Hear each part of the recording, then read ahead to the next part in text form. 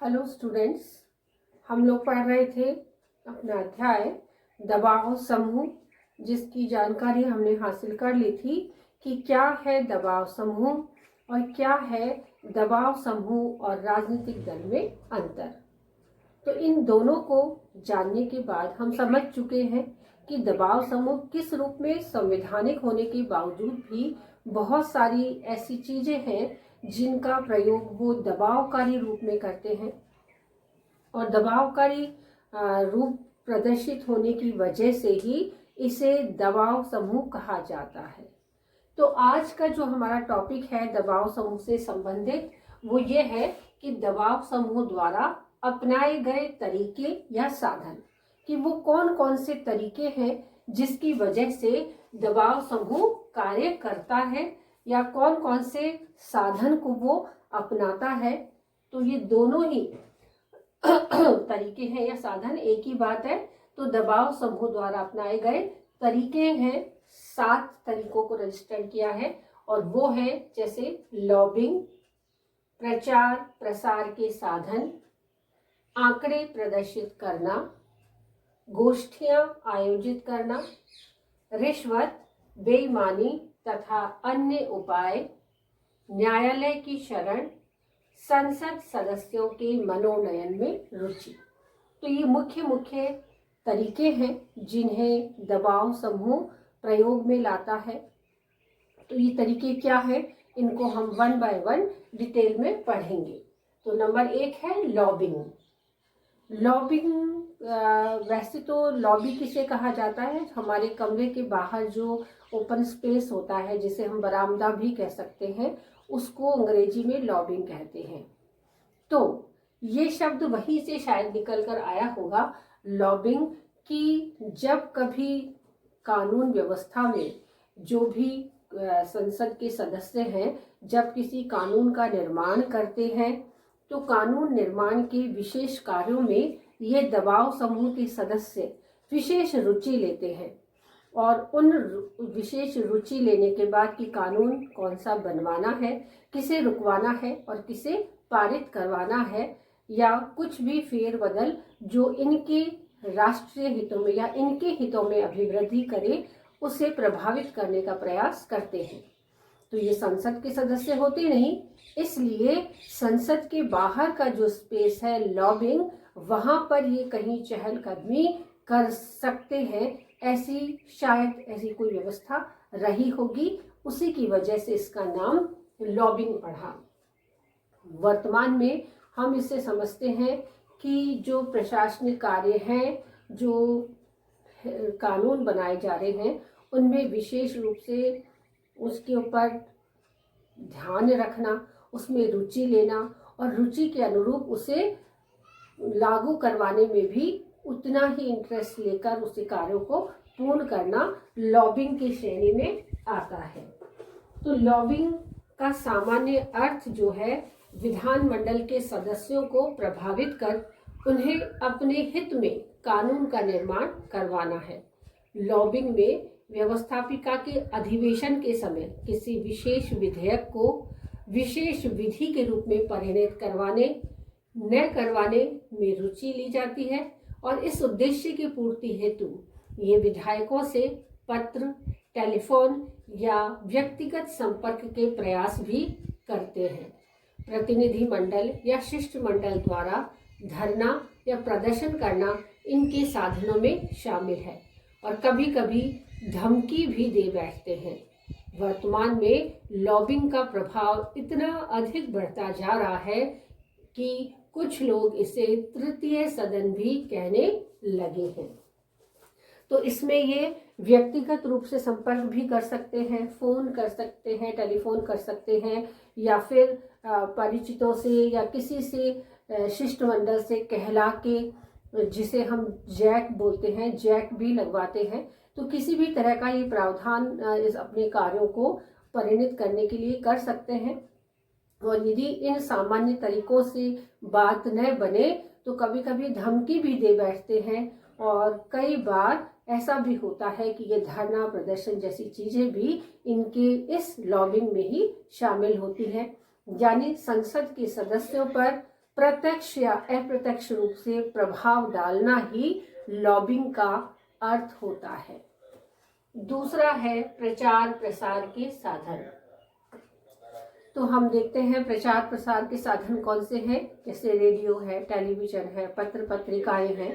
ये जो प्रचार प्रसार के साधन हैं, इन प्रचार प्रसार के साधनों में ये उन किसी विशेषज्ञों को लेकर उन कानूनों के ऊपर विशिष्ट चर्चाएं करते हैं, गोष्ठियां करते हैं और सरकार पर दबाव डालने का प्रयास करते हैं, जिससे इनके कार्यों में जो है इनके अनुरूप वो कार्य परिवर्तित हो जाए। तो ये भी प्रसार प्रचार के जो साधन हैं, ये भी इनका एक मुख्य तरीका हो सकता है। अगला तरीका है आंकड़े प्रदर्शित करना, कि दबाव समूह अपने कार्यों को पूर्णता देने के लिए या फिर जनता का ध्यान अपनी ओर आकर्षित करवाने के लिए इस विशिष्ट साधन का भी प्रयोग करते हैं, और वो है आंकड़े प्रदर्शित करना। आंकड़ों का अर्थ ये होता है कि जो भी पिछले वर्ष हुआ उसका कुछ डाटा एकत्रित कर देते हैं। आंकड़ा मीन्स डाटा होता है, कि वो डाटा प्रदर्शित करते हैं, उससे कंपेयर करते हैं कि पिछले वर्ष महंगाई ये भाव थी, इस समय ये है, और आने वाले समय में न जाने क्या हो सकता है। तो जैसे महंगाई की कोई बात की, या भ्रष्टाचार की बात की, या बीमारी की कोई बात की, या किसी भी प्रकार में जिसमें कुछ खर्चा होता है सरकार का, ऐसे आंकड़े प्रदर्शित करना। या जैसे अभी हम इसको लेते हैं, कोविड के समय का काल है, तो कोविड समय में कि इतनी ज़्यादा कोविड की जो संख्या है, मरीजों की संख्या बढ़ रही है, घट रही है, प्रशासन क्या कर रहा है, कुछ भी ये दबाव डालने के लिए इस प्रकार के आंकड़े भी प्रदर्शित करते हैं, जिससे जनता के समक्ष इनका प्रभाव और भी अधिक हो जाए, और इस प्रभाव का वो भरपूर उपयोग करते हैं और अपनी बात मनवाने के लिए नीति निर्माण के समक्ष अपने पक्ष को अधिक प्रभावशाली ढंग से प्रस्तुत करते हैं, और उसके लिए ये डाटा भी प्रकाशित करते हैं, जिससे नीति निर्माताओं पर विशिष्ट प्रभाव पड़ता है। कई बार ऐसा भी होता है कि ये जो आंकड़े होते हैं कुछ हद तक सही होते हैं, और कभी कभी ये गलत भी हो सकते हैं, जिसका प्रभाव सामान्य जनता पर बहुत अधिक पड़ता है। तो ये डाटा प्रदर्शित करना भी एक कभी पॉजिटिव तो कभी नेगेटिव थॉट जो होते हैं, लोगों के विचारों को परिवर्तित करने में कहीं ना कहीं महत्वपूर्ण भूमिका निभाते हैं। अगला है गोष्ठियां आयोजित करना। दबाव समूह का अगला साधन है गोष्ठियां आयोजित करना। तो गोष्ठियां आयोजित करना दबाव समूह का क्या है कि इसमें विशेष चिर परिचित चेहरों को ये लेकर सामने आते हैं, या विशेषज्ञों को ये सामने लेकर आते हैं और उनसे कुछ कहलाने का प्रयास करते हैं। जैसे प्रभावशाली व्यक्तित्व के धनी या लोकप्रिय व्यक्ति या धनिक व्यक्ति जिनको अधिकांश लोग जानते हैं, ऐसे लोगों से ये विचार विमर्श करके उनसे कुछ ऐसा प्रभावशाली वाक्यांश कहलाने का प्रयास करते हैं। कभी कभी गोष्ठियां सार्वजनिक रूप में प्रदर्शित करते हैं, जिससे जनता पर उनका प्रभाव पड़े और साथ ही साथ दोनों पर, मतलब सरकार पर भी पर्याप्त प्रभाव पड़े और इनका भी काम हो जाए। तो दोनों ही प्रकार में गोष्ठियों का आयोजन करना, कभी सेमिनार होती है, कभी सभाएं होती है, कभी दूरदर्शन रेडियो पर इनके प्रसारण होते हैं। तो उन वजह से ये दबाव समूह अपना जो मुख्य कार्य होता है उसको पूर्ण करते हैं। तो ये वाद विवाद, सेमिनार, गोष्ठियां, वार्ता व भाषण आदि में विभिन्न सभाओं का आयोजन किया जाता है, जिससे विधायिका तथा प्रशासन के प्रमुख अधिकारियों को भी ये आमंत्रित करते हैं तथा उनके विचारों और मतों को प्रभावित करने का पूर्ण प्रयास किया जाता है। अगला तरीका है रिश्वत, बेईमानी तथा अन्य उपाय। कि हमें ज्ञात है कि दबाव समूह और राजनीतिक दल दोनों ही अपने कार्यों को पूर्ण करने हेतु संवैधानिक साधनों का प्रयोग करते हैं। लेकिन राजनीतिक दलों से तो यही उम्मीद की जाती है कि वो सदैव ही संवैधानिक साधनों का प्रयोग करें। लेकिन दबाव समूह कई बार संवैधानिक के साथ साथ असंवैधानिक साधनों का भी प्रयोग कर लेते हैं, और उस असंवैधानिक साधनों में वो चीज़ रिश्वत हो सकती है, वो रिश्वत बेईमानी हो सकती है, या कोई ऐसा अन्य उपाय जो इनसे भी अधिक खतरनाक हो, वो भी इसमें शामिल हो जाता है। तो ये कभी डरा के, कभी धमका के, कभी रिश्वत से, या कभी भ्रष्टाचार से, कभी बेईमानी करके, जैसे लालच देते हैं सुरा और सुंदरी का, या किसी भी प्रकार की और भ्रष्ट तरीके जो उनके पास होते हैं, वो सभी तरीकों को ये उस समय भरपूर उनका प्रयोग करते हैं। और चाहते क्या है कि सिर्फ इतना ही इनकी कोशिश रहती है कि जो भी कानून का निर्माण हो वो इनके हित के अनुरूप ही होना चाहिए। अपने उद्देश्य प्राप्ति हेतु दबाव समूह रिश्वत व बेईमानी आदि से भी परहेज नहीं करते हैं। वे अपनी स्वार्थ सिद्धि हेतु बेईमानी के विभिन्न साधन जैसे कीमती उपहार, सुरा, सुंदरी आदि के प्रयोग से तो कभी बदनाम करते हैं, तो कभी डराने धमकाने की कोशिश करते हैं। ऐसे उपायों में व्यावसायिक दबाव समूह बहुत अधिक शरण लेते हैं, और ये व्यावसायिक दबाव समूह जब अपना इन कार्यों को पूर्ण करते हैं तो अपना नाम छुपाने की ये कोशिश करते हैं, और नाम छुपाकर ये किसी दूसरे को इसमें फंसाने की कोशिश करते हैं। प्रयास इनके यही रहते हैं कि मुख्य नाम छुप जाए और कोई दूसरा हाईलाइट हो जाए। अगला है न्यायालय की शरण। दबाव समूह दोहरा प्रभाव दिखाते हैं।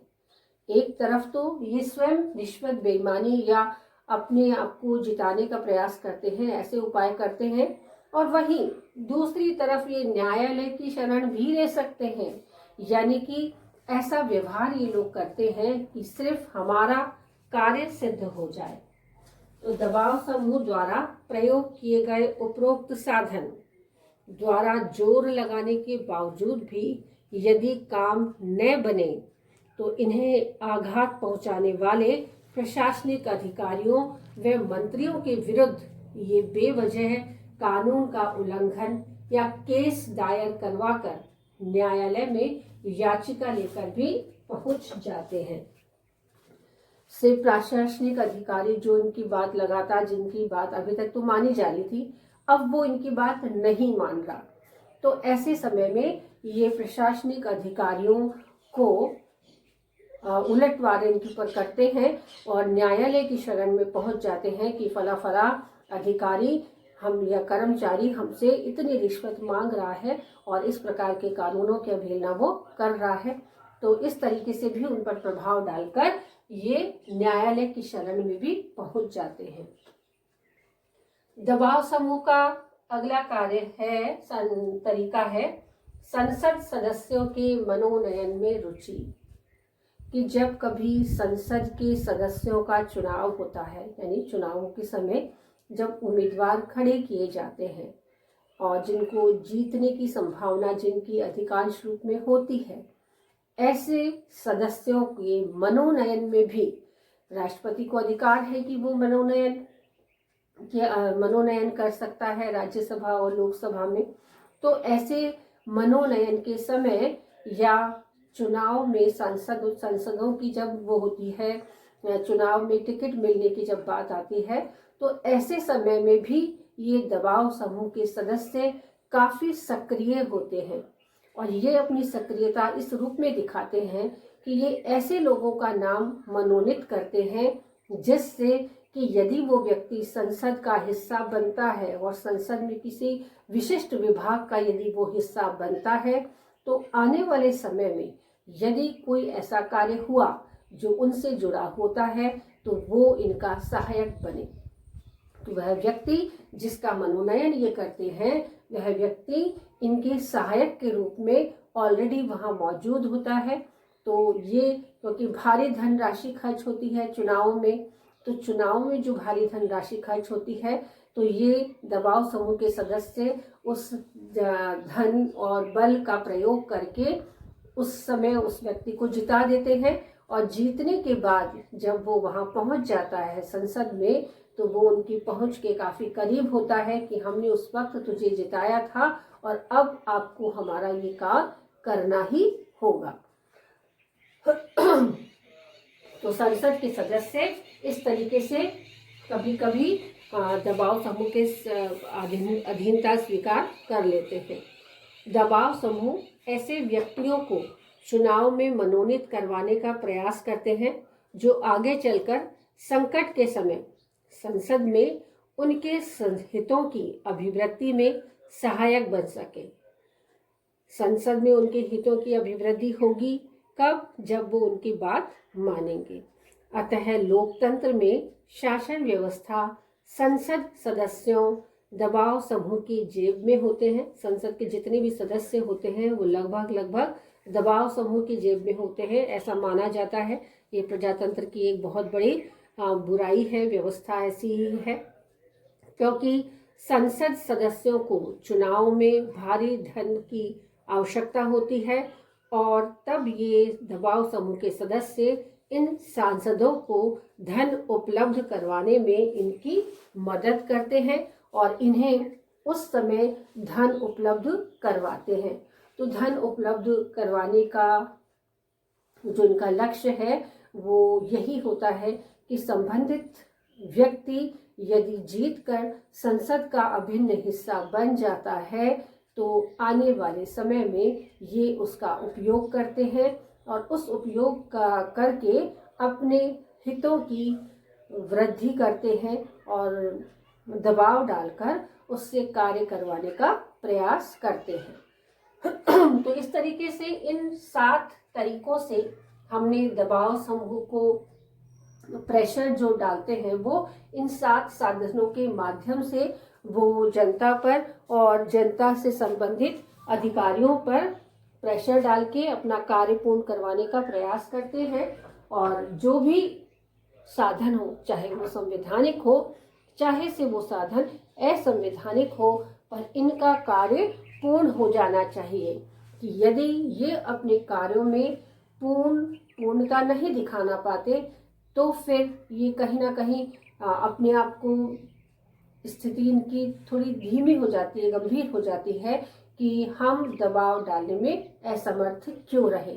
तो इस स्थिति को और भी अधिक प्रभावशाली बनाने के लिए ये जो मुख्य साधन है इससे भी अधिक गर्त में ये लोग जा सकते हैं, यानी साधनों की तीव्रता को ये बढ़ा देते हैं। कई बार हत्या और अपहरण जैसी चीजें भी हमारे इस सम्मुख तो नहीं आ पाती, लेकिन ऐसी घटनाएं भी दबाव समूह कहीं ना कहीं कर बैठता है, ऐसा सुनने में आता है। सच्चाई क्या है वो एक अलग विषय हो जाता है कि, लेकिन ऐसा सुनने में आता है कि दबाव समूह कई प्रकार के असंवैधानिक साधनों का भी प्रयोग कर लेते हैं जिसका प्रभाव जनता को और सरकार दोनों को ही भुगतना पड़ता है।